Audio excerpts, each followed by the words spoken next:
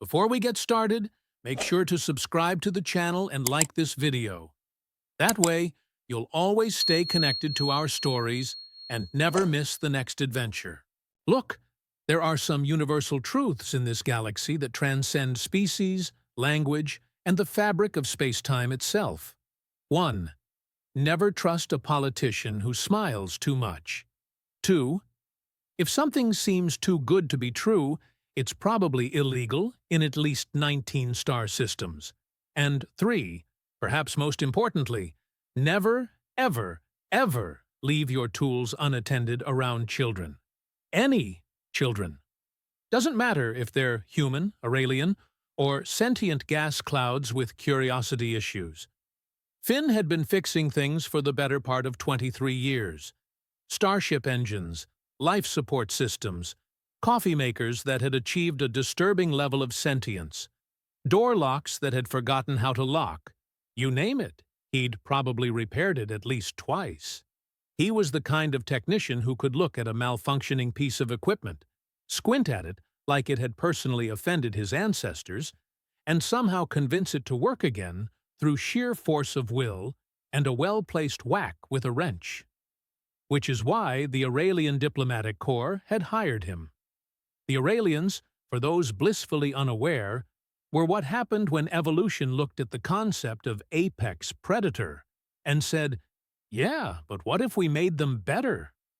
Six-limbed, covered in sleek midnight blue fur with silver stripes that seemed to shift in the light, and possessed of crystalline amber eyes that could track a mouse's heartbeat from across a room.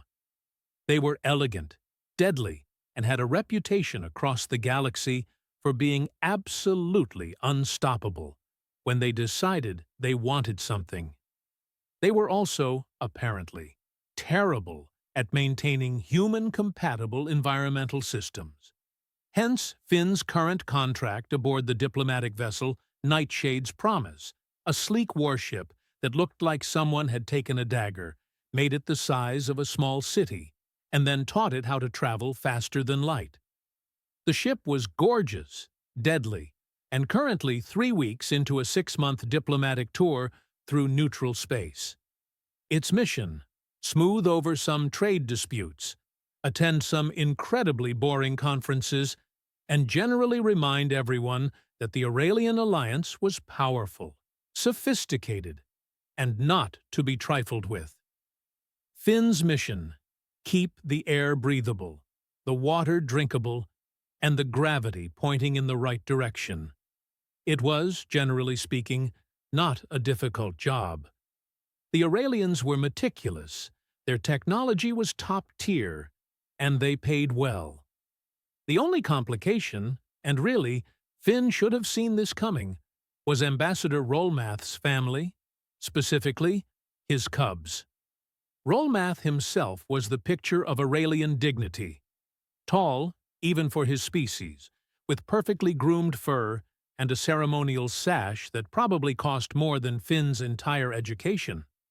He spoke in measured tones, moved with liquid grace, and had the kind of presence that made diplomats from other species instinctively straighten their postures.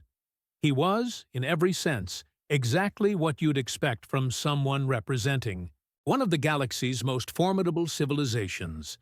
His offspring, however, were agents of absolute chaos. Talon and Winall were twins, roughly equivalent to human 6-year-olds, though comparing Aurelian cubs to human children was like comparing a house cat to a velociraptor. They were curious, fearless, possessed of terrifyingly sharp claws and teeth, and had the kind of energy that suggested someone had replaced their blood with pure caffeine and lightning. They were also, Finn had noticed within his first week aboard, absolutely fascinated by human technology. "It's so primitive," Talon had said, watching Finn repair a ventilation panel with what the Aurelians probably considered ancient tools. The cub's whiskers twitched with interest, his amber eyes tracking every movement of Finn's hands. "Primitive works," Finn had replied, not looking up from his work. When your fancy laser calibrator breaks down, you know what still functions? A screwdriver. Been working for 300 years. Will work for 300 more. Win-Al had leaned in closer, her silver-striped fur almost brushing against Finn's arm. But how does it work? It's just metal. Shaped metal. That's the beauty of it, kid. Sometimes the simple solution is the best solution. The cubs had watched him work for another 10 minutes, asking questions that ranged from genuinely insightful to borderline philosophical, before their father had called them away for some kind of diplomatic lesson. Finn had thought nothing of it at the time. He really should have thought something of it. The incident began, as these things always do, with the best of intentions and the worst possible timing. Finn had been called to the port cooling system. A minor issue, really, just a sensor that needed recalibrating. He'd set his tool bag down in the maintenance corridor outside the access panel, fully intending to be back in 4, maybe 5 minutes tops. The corridor was empty. The lighting was dim. The bag was tucked against the wall, out of the way. There was absolutely no reason to think anything would go wrong. Finn was gone for exactly 4 minutes and 38 seconds. That was all the time the universe needed to initiate a cascade of events that would later be described by First Officer Nalmora as the most diplomatically awkward maintenance disaster in recent Aurelian history. The cubs had been exploring.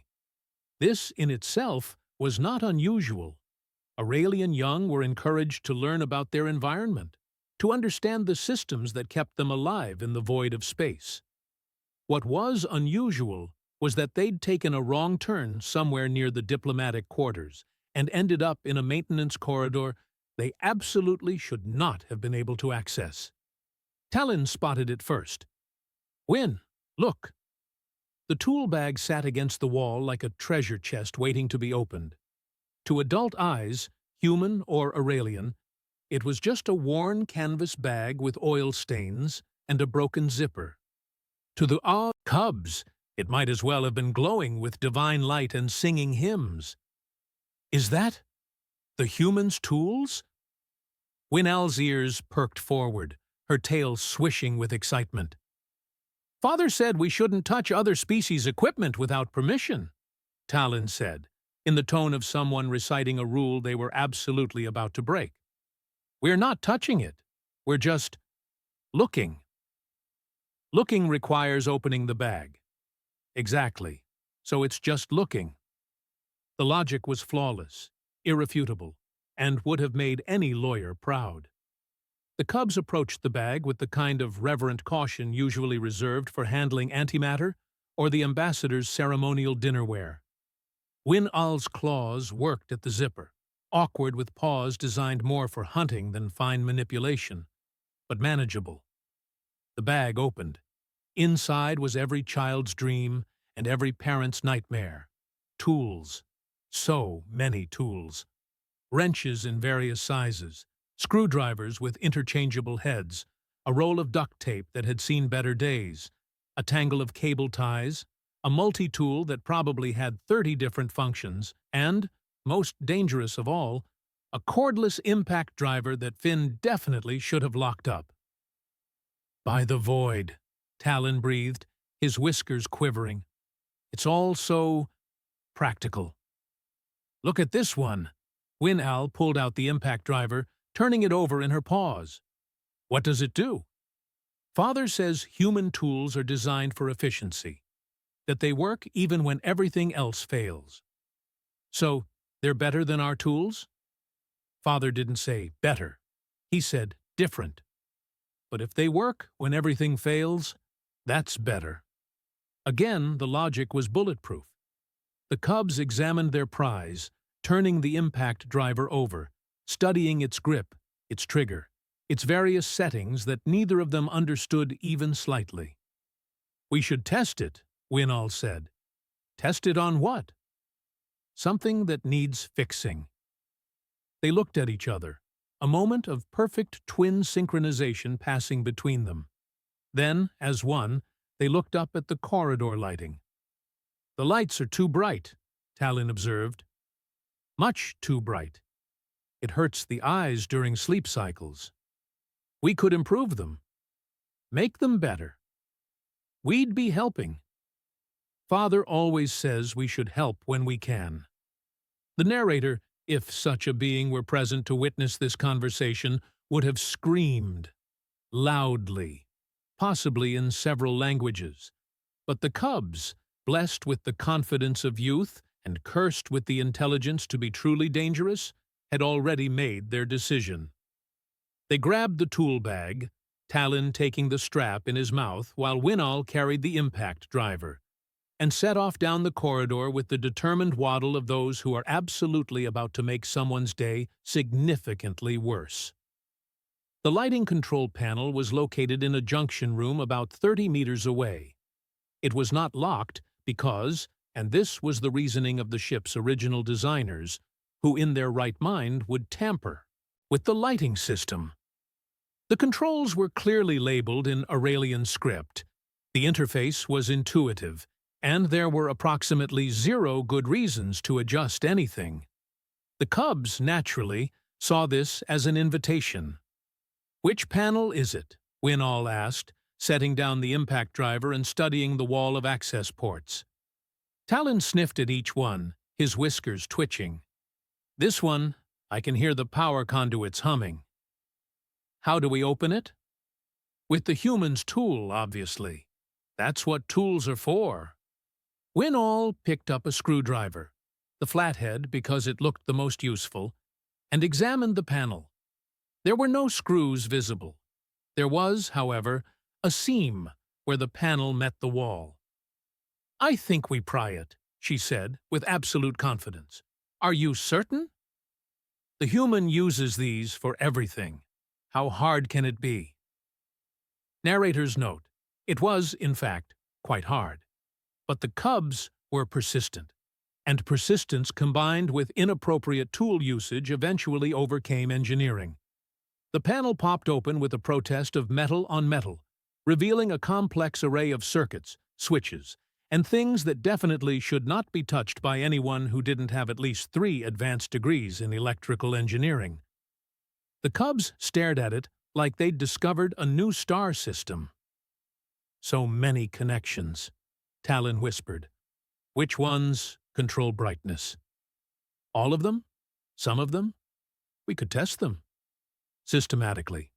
Like scientists." "Exactly like scientists." What followed could best be described as enthusiastic experimentation, if one were being charitable, or systematic destruction of critical infrastructure, if one were being honest.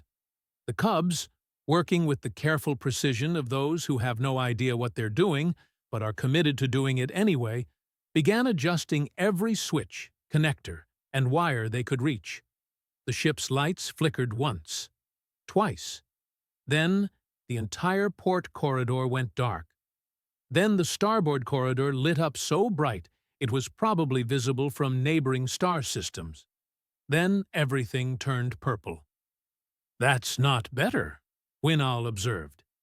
"Maybe we need to adjust more?" "Good thinking." They adjusted more.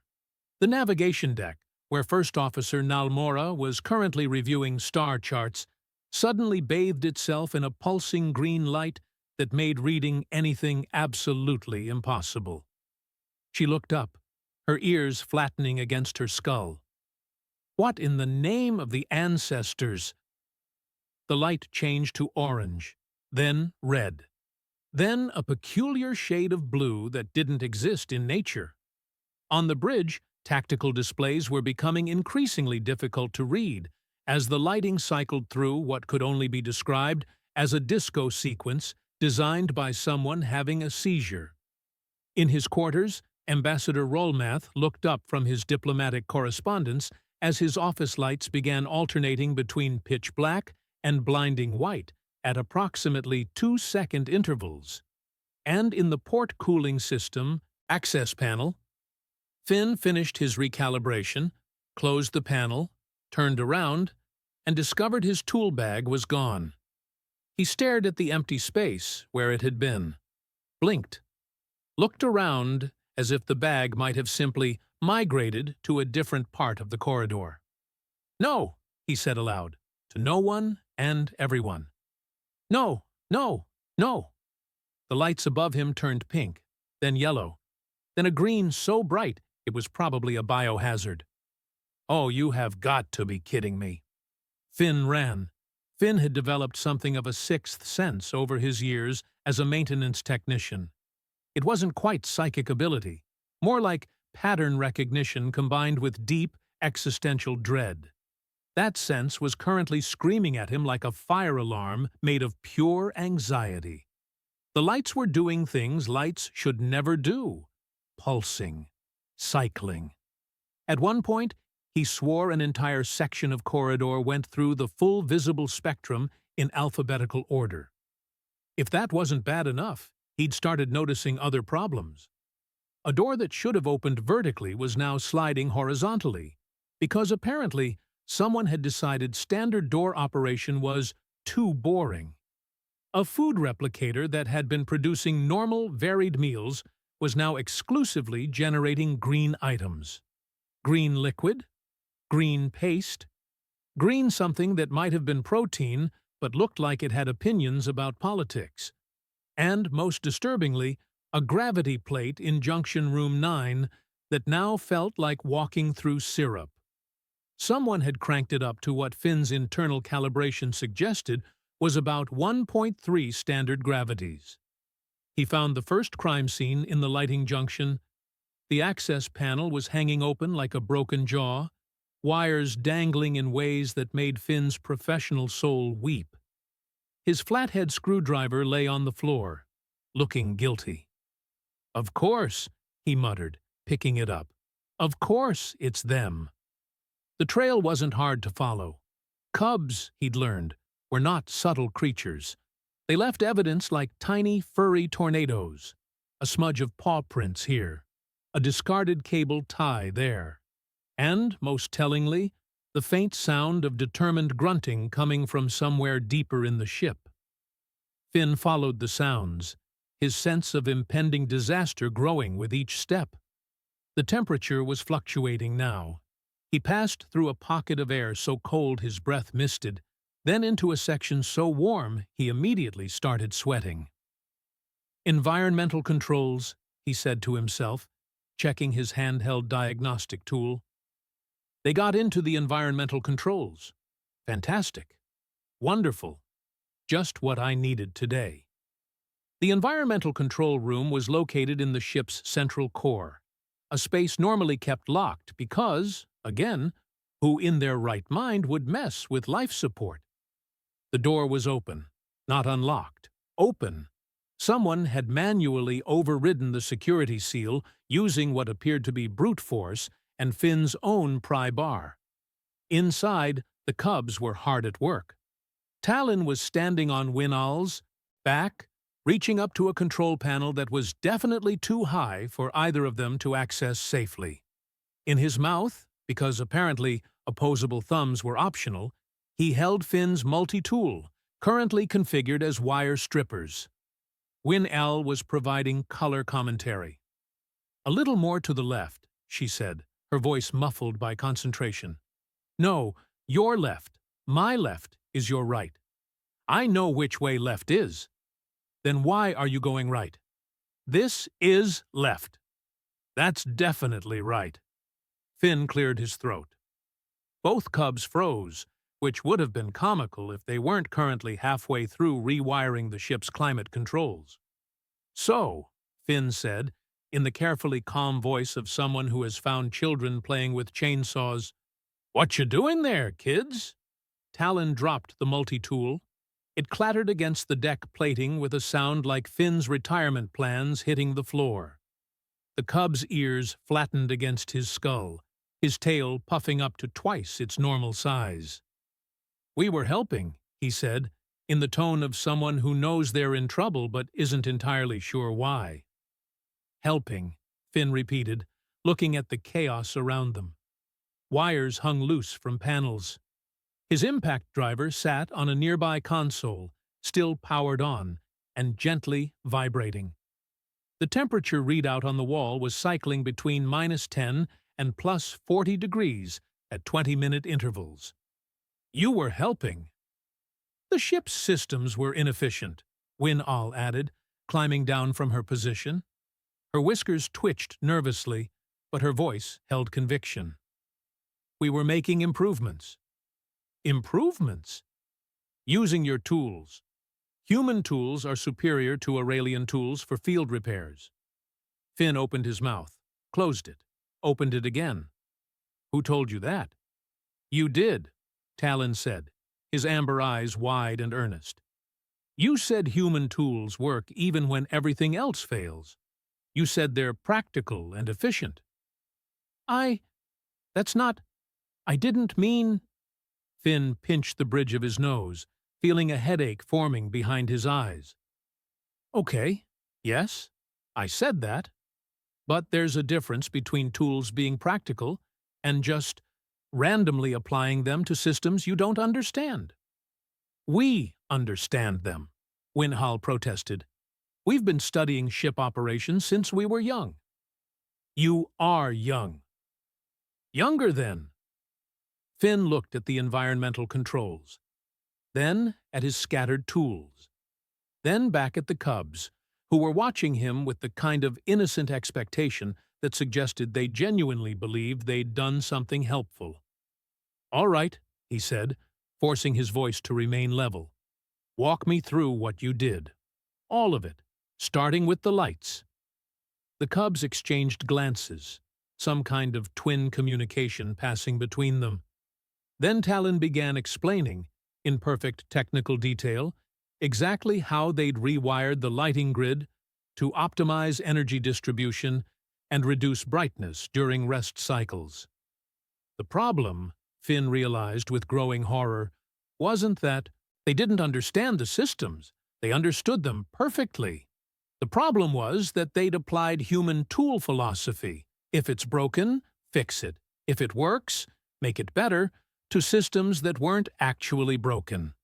They'd seen inefficiencies that didn't exist, improvements that didn't need making, and they'd attacked those perceived problems with the kind of enthusiasm usually reserved for hunting prey. And the gravity plate? Finn asked, already dreading the answer. Enhanced, Win-All said proudly. Aurelian optimal gravity is 0.2 standard units higher than human standard. We adjusted it to better accommodate both species. In one room, you adjusted one room's gravity. We were starting with a test case. Good scientific method requires controlled experiments. The logic was sound. The execution was a disaster. Finn wanted to be angry, but looking at their earnest faces, their genuine pride in their work, he found he couldn't quite manage it. Listen, he said, crouching down to their eye level. I appreciate that you were trying to help. Really, I do. But here's the thing about tools, especially human tools. They're powerful because they're simple. But that also makes them dangerous. You can fix a lot with a screwdriver, sure. You can also break everything. But we were careful, Talon protested. I'm sure you were. But being careful isn't enough. You need to understand not just how things work, but why they work the way they do. Why the lights are calibrated to specific brightness levels. Why the temperature is set to fluctuate gradually instead of rapidly. Why gravity plates are standardized across the ship instead of customized by room.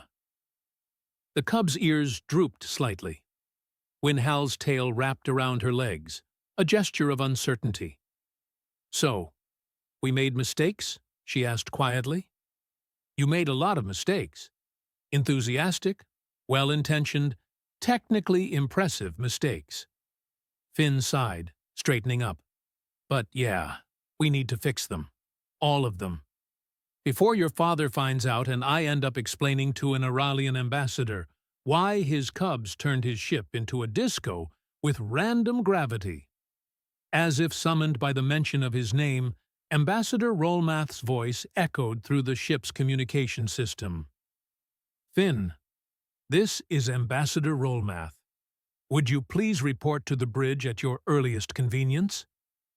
The Cubs winced. Finn winced. Everyone winced. "That's not his convenient voice," Talon whispered.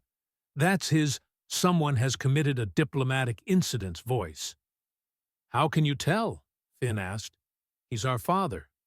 We know all his voices." "And that one means we're in significant trouble," Win-Al added. Finn looked at the chaos around them, then at the Cubs, then at his scattered tools. "Okay, new plan. You two are going to help me fix everything you broke, properly fix it, with supervision and actual understanding of what we're doing. Then we're going to face your father together and explain what happened." "Together?" Talon's ears perked up slightly. "Together. If I'm going down for this, you're coming with me. Fair?"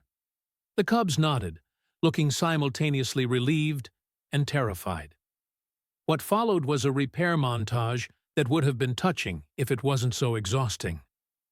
Finn walked the Cubs through each system they'd improved, explaining not just how to fix it, but why it needed fixing in the first place. The lighting grid took an hour. Finn showed them how the color temperature affected circadian rhythms, how brightness levels were calculated for different species' visual ranges, how the backup systems interfaced with primary systems.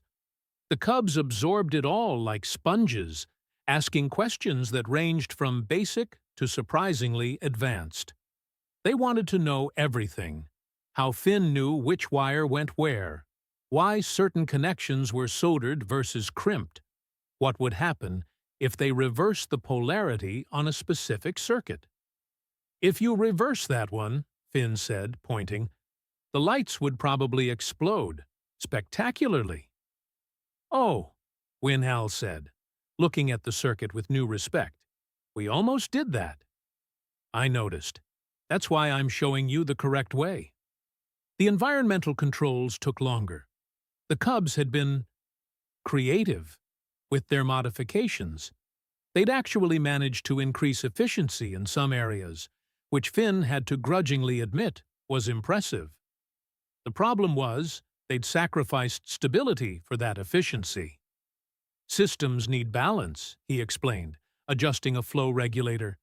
"You can make something run hotter and faster, but if it can't maintain that state safely, you're just building a bomb with extra steps."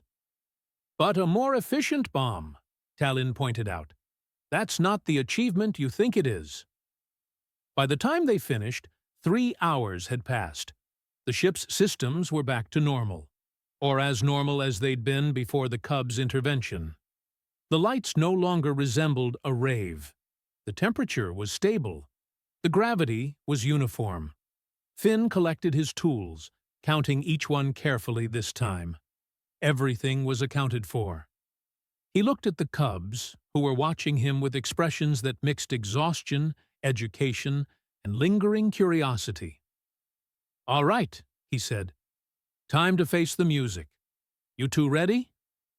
They nodded, squaring their small shoulders with as much dignity as they could muster. The walk to the bridge felt like a march to execution. The corridors, now properly lit, seemed to stretch forever. Other crew members passed them with knowing looks. Word had spread, as it always did on ships, that something had happened, that the humans' tools had been involved, that the ambassador's Cubs were somehow at the center of it. First Officer Nalamora was waiting outside the bridge, her tail lashing back and forth in agitation. She looked at the Cubs, then at Finn, then back at the Cubs. 3 hours, she said flatly. For 3 hours, this ship's systems behaved like they were possessed by malfunctioning spirits. The IT navigation team couldn't read their displays. The environmental crews thought we were under attack, and the ambassador's dinner replicator produced something that looked like liquefied vegetation. "That was an accident," Win-Al said quietly. I'm sure it was. The ambassador is waiting inside. He is displeased. That was an understatement. When they entered the bridge, Rolmath was standing at the central viewport, his back to them, his posture radiating the kind of calm that preceded volcanic eruptions. The bridge crew had found excuses to be elsewhere. "Father," Talon began. "No." Rolmath turned, and his expression was something Finn had never seen before. Not angry. Aurelians didn't do anger like humans did. Something colder. Disappointment mixed with profound embarrassment. "You do not speak first. You listen." The cubs' ears flattened completely, their tails wrapped around their legs. They looked, for the first time since Finn had met them, genuinely scared. "I have spent the last 3 hours," Rolmath continued, his voice measured and precise, "explaining to various department heads why critical ship systems were experiencing cascading failures. I have reassured the crew that we were not under attack. I have personally recalibrated my office lighting 4 times because it would not stop changing colors. And I have just finished apologizing to Finn for the actions of my offspring, who apparently decided that unsupervised experimentation with borrowed tools was an appropriate use of their time." He looked at Finn. "I cannot adequately express my embarrassment at this situation. My cubs have violated your property, disrupted your work, and endangered ship operations. Name your compensation, and it will be provided." Finn, who had been preparing for this moment, took a breath. "Actually, Ambassador, I have a different request." Rolmath's ears twitched in surprise. "Oh? Don't punish them." The silence on the bridge was absolute. Even the cubs looked shocked. "They were trying to help," Finn continued. "They failed spectacularly, yes. They caused chaos, absolutely. But their hearts were in the right place. And, more importantly, they learned. I spent the last 3 hours teaching them not just how to fix what they broke, but why it needed fixing. They asked good questions, smart questions. They absorbed information like I've rarely seen." He looked down at the cubs. "They've got potential, real potential. They just need guidance instead of punishment." Rolmath studied Finn for a long moment, his crystalline eyes unreadable. Then he looked at his offspring. "Is this true? Did you learn?" "Yes, Father," they said in unison. "And do you understand why what you did was wrong?" "Yes, Father." "Will you do it again?" A pause. The cubs looked at each other. "Not without supervision," Winnall said carefully. Despite everything, Finn had to suppress a smile. At least they were honest. Rolmath's expression softened, just slightly. "I see." He turned back to Finn. "You would vouch for them?" "With supervision, yes." "Then I will accept your recommendation. Talon, Winnall, you will not touch Finn's tools, or any tools, without explicit permission and supervision. You will study proper maintenance procedures under Finn's instruction, and you will personally apologize to every crew member whose station was affected by your improvements. Understood?" "Yes, Father," they chorused, relief flooding their expressions. "Good. Now leave us. Finn and I need to discuss compensation." The cubs scampered out, their tails swishing with renewed energy. First Officer Nalmora followed them, probably to ensure they didn't immediately find new ways to cause chaos. When they were alone, Rolmath's shoulders sagged slightly. "They're going to be the death of my diplomatic career." "They're smart kids," Finn said. "Dangerously smart." "That's what concerns me." Rolmath moved to a chair, gesturing for Finn to sit as well. "You were serious? About training them?" "Completely. They've got natural talent. They just need someone to channel it properly. And you're willing to be that someone? Finn thought about it.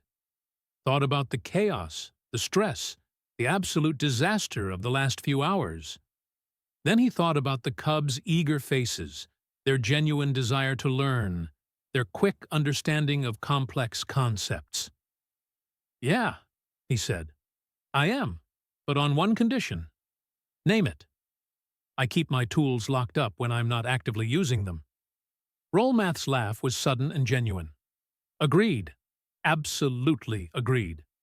They shook on it, a human gesture that Rollmath had learned for diplomatic purposes, but which somehow felt more personal in this moment.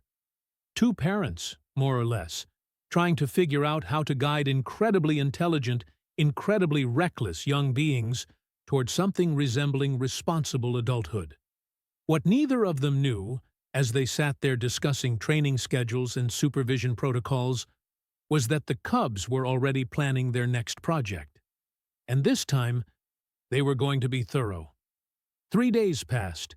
3 blissful, quiet, suspiciously peaceful days. Finn should have known better. He'd been working with the cubs during those 3 days, supervised sessions where they learned proper tool usage, system diagnostics, and the critically important concept of asking before touching. They'd been model students, attentive, curious, respectful of boundaries, which, in retrospect, should have been his first warning sign. Children, any species of children, were never that well behaved, unless they were planning something. The second warning sign came during breakfast on day 4, when First Officer Nalmora appeared at Finn's table in the crew mess, her expression hovering somewhere between confusion and homicidal rage. "The defensive systems are malfunctioning," she said without preamble. Finn looked up from his coffee. Real coffee, imported at great expense, currently the only thing keeping him functional. Malfunctioning how? The shields activate in patterns, decorative patterns. The port shield flickered on and off in what the tactical officer described as a rather fetching wave design during this morning's systems check. Finn set down his coffee very carefully. Decorative patterns. Yes. And the weapons targeting system has been simplified. Simplified in what way? It now automatically targets the nearest object, regardless of whether that object is hostile, friendly, or a goddamned merchant vessel carrying grain shipments. Oh, no. Oh, yes. We nearly started an interstellar incident with a freighter captain who was very upset about having 18 plasma cannons pointed at his cargo hold. Finn was already standing, his breakfast forgotten.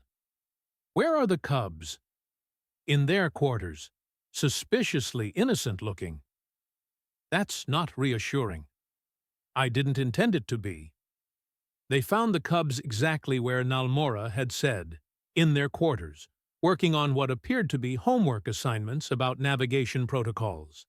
They looked up when Finn and Nalmora entered, their expressions the picture of youthful innocence. "Finn," Talon said brightly, "we were just studying stellar cartography." "Uh-huh.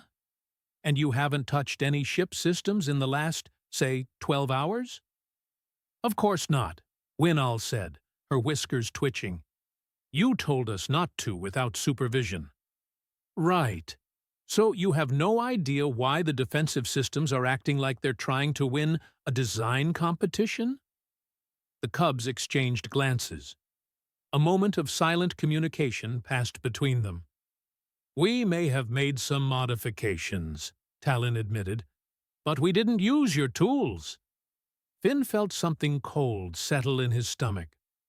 "What do you mean, you didn't use my tools?" "We made our own," Winall said, with the pride of someone announcing a major scientific breakthrough. "Better ones.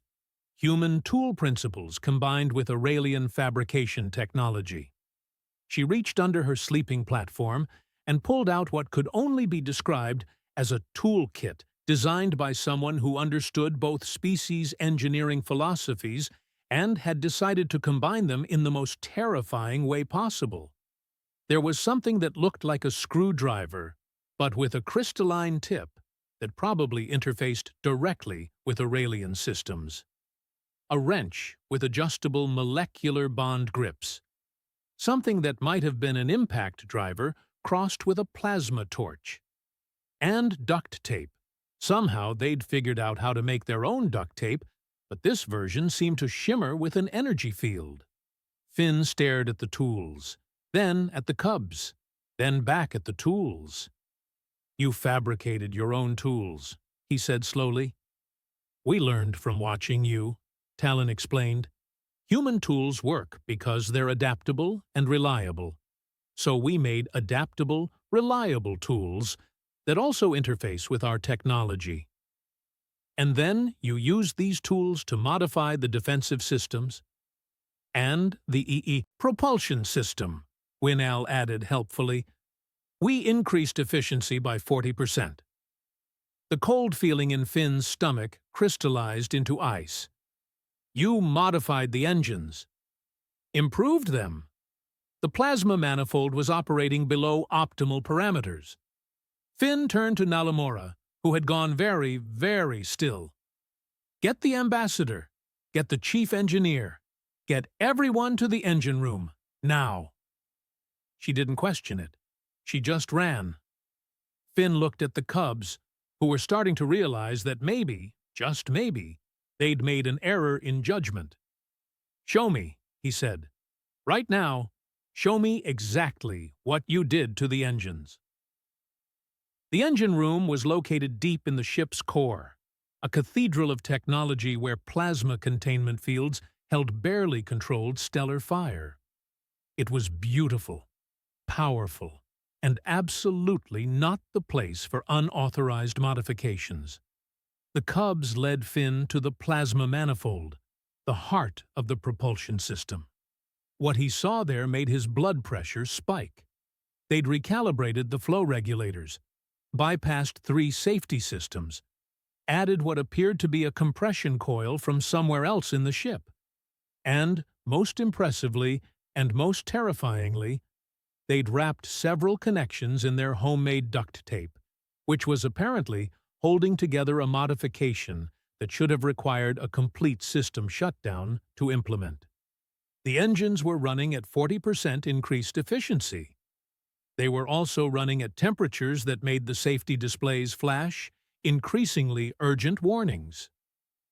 "Oh, you brilliant little idiots," Finn breathed. "It's working, though," Talon said hopefully. "It's working the way a bomb works, right before it explodes."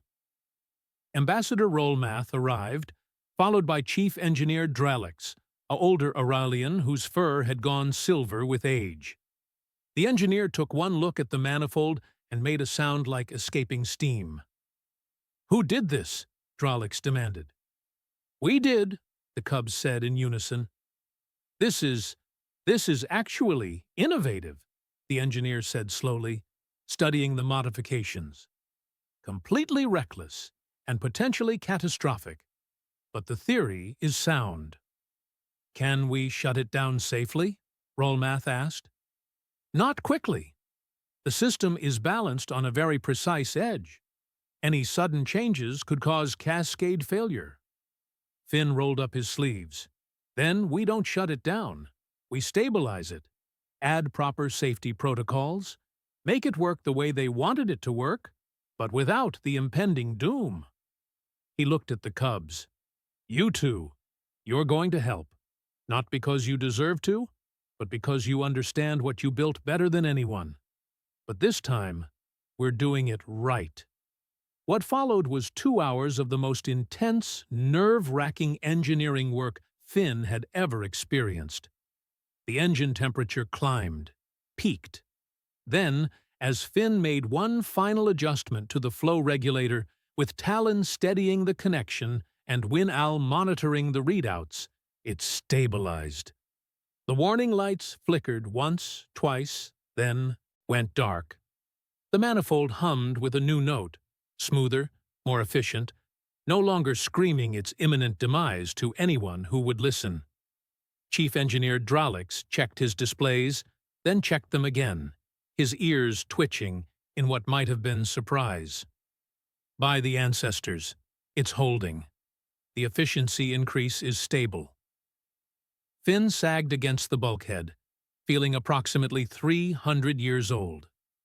The cubs sat on the deck, their fur matted with sweat, and their tails drooping with exhaustion. "Never again," Finn said to them. "Do you understand me? Never. Again." "Never again," they promised. And this time, they sounded like they meant it. Ambassador Rolmath approached, and for a moment, Finn thought he might actually witness an Aurelian having a stress-induced breakdown. The ambassador's fur was standing on end, his crystalline eyes were slightly wild, and his ceremonial sash hung askew. 3 days, Rolmath said quietly. "I gave you 3 days of good behavior. I thought perhaps we'd turned a corner, that my offspring had learned restraint." "In fairness," Dralix interrupted, still studying the engine readouts, "they did learn. They learned extremely well. This modification, reckless as it was, solves a problem our best engineers have been working on for months." Everyone turned to stare at him.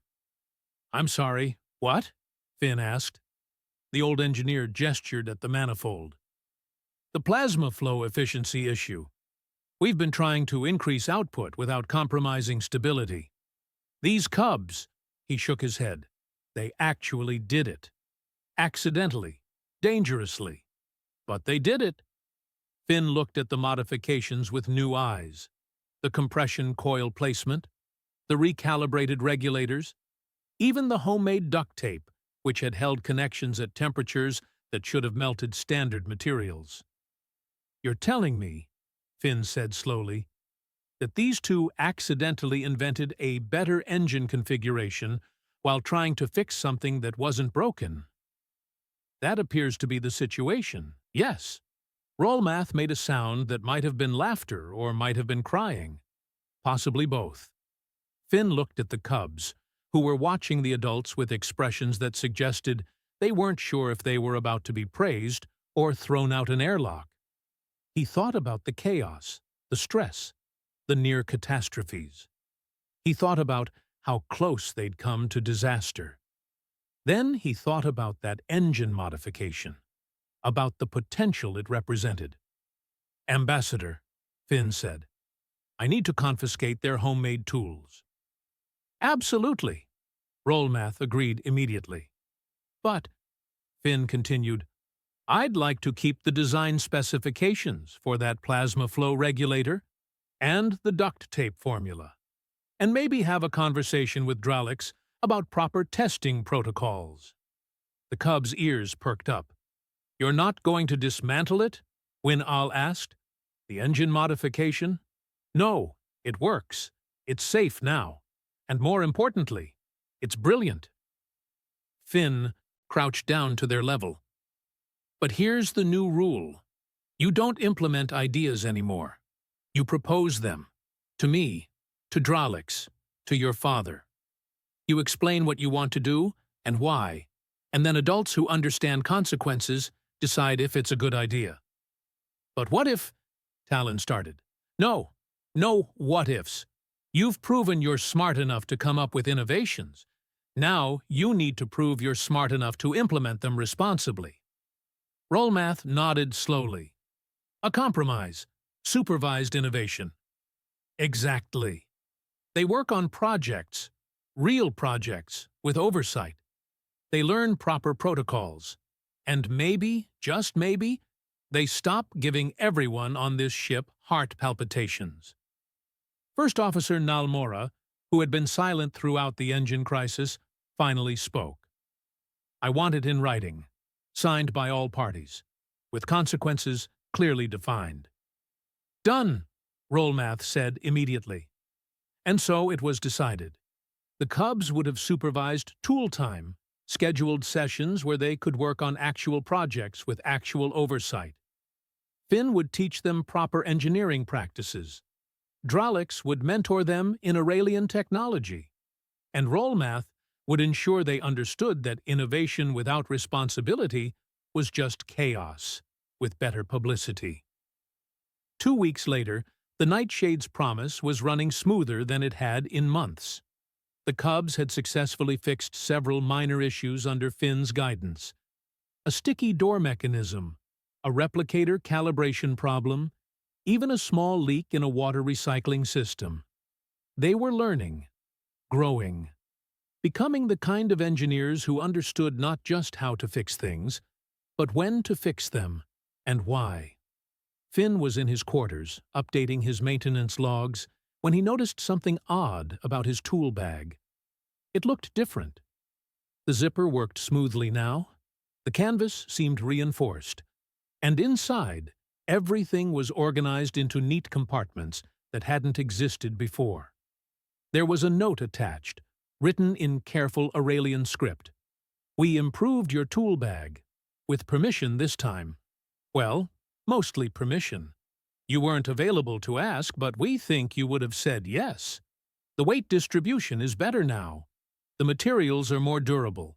And we added a security lock so no one else can borrow your tools without asking. You're welcome. Tal-In and Win-El. Finn stared at the bag, tested the zipper, lifted it, feeling the improved balance, examined the clever compartments that organized everything perfectly. It was, objectively, a significant improvement. He didn't know whether to laugh or cry, so he did both. Somewhere in the ship, 2 Cubs were probably already planning their next project, dreaming up innovations that would be either brilliant or catastrophic, or, most likely, both. But at least now they had guidance, structure. Adults who understood that curiosity plus tools didn't have to equal chaos. It could equal progress. Eventually. Probably. Finn looked at his improved tool bag one more time, then activated his communicator. "Ambassador, it's Finn. About that supervised tool time schedule. We might want to increase the frequency. I have a feeling these 2 are just getting started." Rollmath's sigh carried across the communication channel like a prayer to patient deities everywhere. "I was afraid you'd say that." But there was something else in his voice, too. Something that might have been pride. Because in the end, wasn't that what parenthood, any species' parenthood, was about? Channeling chaos into potential. Turning disasters into learning experiences. And hoping, desperately, that the next generation would be just slightly less terrifying than the current one. The Cubs had found the humans' tool bag. They'd broken things, fixed them, broken them again, fixed them better. And somehow, improbably, everyone had survived. Finn locked his newly improved tool bag, set the security code, and allowed himself a small smile. Tomorrow, he'd teach them about proper welding techniques. What could possibly go wrong?